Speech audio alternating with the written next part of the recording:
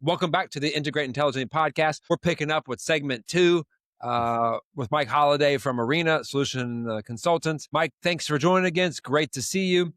Today, we're really centered around kind of highlighting you and the company you work for, Arena PLM. So the last episode, we talked about what PLM was and what kind of companies might use PLM and to differentiate between the engineering tool, PDM, and then ERP. So Mike, really in this conversation, I want to talk about, there's lots of PLM options out there. We talk to lots of them with our ERP integrations. But if you're a manufacturer and you're looking at a PLM, what makes you think, I'm going to look at Arena? What business am I in? What problems am I trying to solve?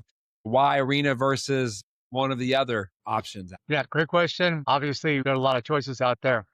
So I'd say first and foremost, Arena is a multi-tenant SaaS application. It was the first of its kind. We started it in the year 2000. We've been in the cloud the whole time we've been in business.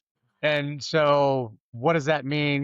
The obvious things, right? That you don't need to maintain IT infrastructure to use a cloud application. So you eliminate the costs that are associated with that. But, digging down deeper, what other advantages do you get out of it that are specifically PLM related? Number one is you have access to the application no matter where you are, right? This has been true for a long time, in companies that manufacture products, that design their products. There's a lot of travel involved in that, has been always, right? Especially if you use contract manufacturers. You spend a lot of time traveling to contract manufacturers. So the accessibility is important. Now let's dig a little bit deeper on the contract manufacturer side of that. Once you establish who these contract manufacturers are and what they're going to do for you, you need to get materials to them, right? So traditionally, you would build a package, right? And however you package it, however you deliver it to them, it's somebody building a package and putting it somewhere where that contract manufacturer can get to it. Whether it's a Dropbox site or if it's an email with a huge attachment to it or whatever that method is. The problem with that is that becomes a copy of the product record and it has an expiration date right there. It ages and over time it's no longer valid. Well, as soon as you attach it in an email, it's invalid. Yeah, exactly. Attachment to email. Anything that is a copy of the original record at some point in time will become invalid. And so you have to trust the people on the other end that are receiving this, that they're keeping track of what's the latest thing, right? That's where a lot of mistakes happen is they build to a superseded, revision of the product. They send you a bunch of stuff. You do all your testing and everything else. It's not right. And that costs you money, it costs you time, and time is money. So the fact that we're multi-tenant SaaS means that not only can we access the application anywhere at any time, you can grant them access to the application as well. So we've designed into the product a supplier access, and it's, what we designed is not, how they access, right? Because everybody goes to app.bomb.com and they get to the login screen for Arena. But what we did was we set up the permissioning setup, and we kind of canned levels of access for suppliers that are different than levels of access for employees or partners. And so they come in automatically with filters on, right? They have direct access to the real record at its latest effective revision, but they're limited in scope on what they can see. You grant them access to a specific part number, they only see that part number. They don't see what else is in your full data set. You have a list of files attached to a record. Some of those might be marked as not visible to the supplier. They won't be able to see those files that are not visible to them. They don't see other suppliers. They don't see costs and so on. Things, the information that they don't need to be able to see. So that's a good point. I mean, if you were in the cloud since 2000, that was really early. Because I don't know that people were really thinking about cloud in 2000. Maybe Salesforce. Yeah, I think it really hit home during COVID, right? It hit home during COVID. Everybody's working from home. Everybody needs to be able to go to a website to get access to the application. And all of a sudden, those things that were cool and nice to have before COVID were essential during COVID. So, that was a key thing. So back to your original question, what differentiates Arena from other applications? If you're a company that needs a quick start, Arena is a configurable application, not a customizable application. This will not be your bespoke PLM system, we have pre-built processes and objects in Arena, but we will configure it for your use, right? You will have your item categories. We will have your lists of attributes you're tracking on those item categories. You will define your routings for change management. You will define your quality processes that you run in your business. That's all configurability into the application without having to go through the lengthy implementation process that goes along with a customizable system. So we always quote implementation in numbers of weeks versus numbers of months that you would quote with a customizable PLM system. So that lets you get to time to value faster, right? Customers can get it up and running and implement it much more quickly than if you were to stand up one of those fully customizable products. Yep. Another aspect to that is that everybody's on the same version of the application, right? Right. We push updates to the application. So when you go to app.bomb.com, the day after release, you'll get a splash screen that says, we released the software. These are the new features that we've added. They can tour the new features. And in most cases, those features have an opt-in associated with them, right? If I'm busy, heads down on a project, I want to mess with this new feature right now, you just don't opt into that feature. But at your leisure, then you can just flip the switch to opt in to use that feature. That's a nice way to do it. We do the same thing. That's when we end. So I know that you handle regulated industries, FDA and ISO, and probably like government. 'Cause I know you're like a GovCloud portion that you have. How does Arena handle that, the compliance? I know there's a quality module, and that probably ties into some of that compliance. Yeah. So there's a lot of levels to compliance, right? And then especially, thinking compliance and quality. You start with regulated industry. A lot of the compliance that is associated with, a regulated industry is document based, right? Procedural compliance. And it doesn't specify what your procedures have to be. It specifies that you have to have procedures and you have to show that you follow those procedures, right? And so a lot of that's document based. And in the same way we manage the product record, the parks and bombs and all that kind of stuff, and the revision control on that, we also have revision control documents in the system. And we're able to, underneath the umbrella of a document object definition, right? This is a specific SOP. You could have more than one file, right? But at the very least, you're likely to have the source document and then the PDF that everybody can have access to, right? And you need to make sure that underneath a revision of that document, that both of those files represented on the attachments are at that same level, right? So that's how Arena helps you with revision control of procedural documents. Tie that together then with quality processes, the QMS system, whether that's RMAs, complaints, non-conforming materials, things that identify an issue with product that you need to do something about. And then the processes you use to do that something about it, like CAPAs, SCARs, 8Ds, those kind of processes are all managed through the QMS or the quality application in Arena. To add to that, the governmental controls, the export controls to go along with it, we do have a deployment of Arena in AWS GovCloud, which meets all of the requirements for people that make products for the defense industry and other industries that are export controlled. So one last thing, and then before we transition, what are some of the recent things that like customers, like you're excited about, or customers are excited about from Arena in terms of what you're offering? Because I know you have new updates all the time. What are some of the new features or new things that people are really excited about?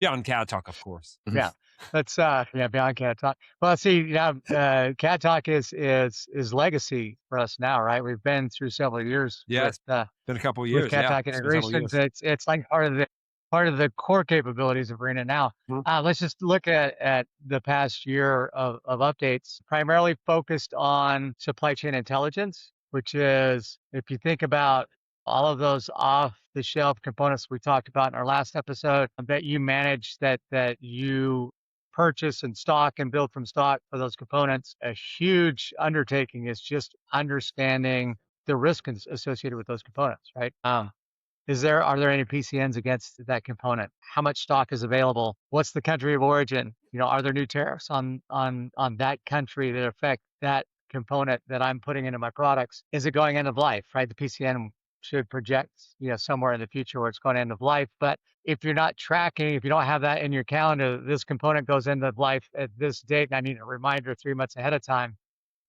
If you're not tracking that yourself, well, supply chain intelligence will track that for you. It will show you risk associated with things that are going end of life or that are obsolete, no stock, no purchase, or limited availability on those items. Another thing that we've been working on quite a bit is AI, right? Everybody's, that's kind of the mad rush for all applications is how can we incorporate AI into the product? To date, the AI that we've implemented in Arena centers around help and just using real language to be able to ask, how do I do this in Arena? It'll search all of the help records and bring back content that says, this is the procedure that you would follow to do that. Would you like to see a video? Click on the video and see how it's done. Moving forward, though, it's going to we've got a whole, path for AI. And so the next step, we've got a new release coming out in 2 weeks. The next step is to incorporate AI in searching, right? So we have 2 modes of search. One's a basic search, is basically a keyword search. It's like a Google search. You get lots of results from that keyword search. Then we have advanced search where you enter criteria that make it very specific, and your expectation is that you're only get a few results from this because you're very specific about how you search for it. We'll have AI assist on advanced search so that you can use regular language structure to ask, show me all these things that meet these criteria, and it will go out and find results for that. Then we'll start to add agents to the process and so on. By the way, the other area that we've used AI quite a bit is with supply chain intelligence. Again, part of that, it's not just about assessing risk, but it's about finding the next thing to use. When you do identify those parts that are high risk, we use AI in that product to find form fit function based alternates for the components that are going end of life or otherwise not available in stock. Yeah. That's different. Interesting use case. We were talking about that before. It's like, a lot of times when you're, especially on the ERP side, from a manufacturing perspective, you're like, figuring out like alternative materials or alternative items or form fit or function changes kind of is a very tedious thing to do unless you absolutely have to. But when you think about the ability for AI to like do these things at scale, it starts opening up the possibilities for things that just never were possible before when you had people doing it, right? You could literally change, like if there's no form fit or function change, I think about just making parts, right? If like you could switch material literally on the fly because there's no form fit or function change. But before that would require like a lot of work, manual work to make that happen. With AI, can actually evaluate that almost down to the part level, almost instantly. And that's something that like wasn't available before. So that idea of using it for like dealing with supply chain risk is a really cool. That's a really cool option. Yeah, that seemed like that was a really intuitive way to do. Yeah. That's right. That just reminded me of another use case that we already have built in for AI is summarizing documents. We can have 100-page documents, and AI can go in and do a document summary. When there are items on a change order where the documentation has changed, you can get on a change order, you can use AI to not only get a summary of the document, but have a section of what's changed in that document. So that makes that part much easier to do, to review that for a change, is to review what's changed in the document. Yeah, it's the best pattern recognition tool ever created by man, right? It's just like, that's what it is. It's pretty cool. Yeah. Every company has some kind of AI features, right? From the CRMs that we use to the PLM to the, even us, we have some things. What has the feedback been from customers in terms of the data? I guess the data. It seems like when we went to the cloud, people were concerned about the data integrity, like who can get to my data, that sort of thing. And now with AI, of course, all the big providers you're uploading your data. Yeah, the training. They're worried about the using the training data, or like getting your data over to someone else. Has there been any? Have you heard that from customers? I've heard that just from customers. Customers in manufacturing talking about rolling their own like models, right? Having their own infrastructure to read their own data. I don't know if you've maybe you don't experience that, but these are some of the things I've heard out there in the Absolutely, market. yes. So, there are AI applications that there's also analytics applications for, assessing their own data.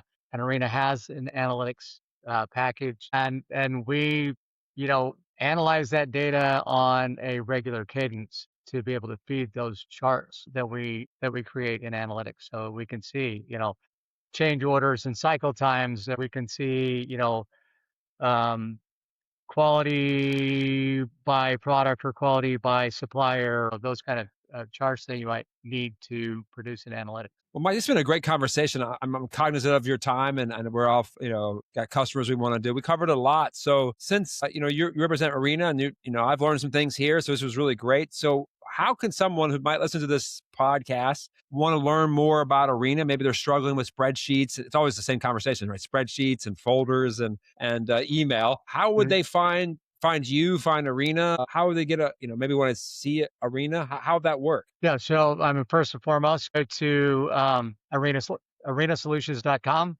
That's our commercial website. You can, make requests right from the website. You can ask questions. We've got a bot that tracks questions and tracks interests that you have. You can see all of the you know the blogs and the features and the functionality and all of our partners, including CADTALK, on our partners page. So arenasolutions.com is the best place to go to get the information you need. Awesome. Well, thanks, Mike. This was a great podcast. I learned something today, which was always good. It's always my goal. It's a good day if I learned something. So thanks for joining, Yeah. Mike. The Integrate Intelligently podcast. Really value the partnership, but also the conversation here. So for all the listeners, please subscribe. Go check out arenasolutions.com and go look up Mike Halliday there on LinkedIn. You can connect with him or connect with us. Until next time, Mike, appreciate the conversation. Scott, as you as well. And we'll see everyone next time. That sounds great. Yeah. Thanks, guys. I appreciate the opportunity to talk to you. Thanks, Mike. Absolutely. Thanks, Mike. Yep. Take care.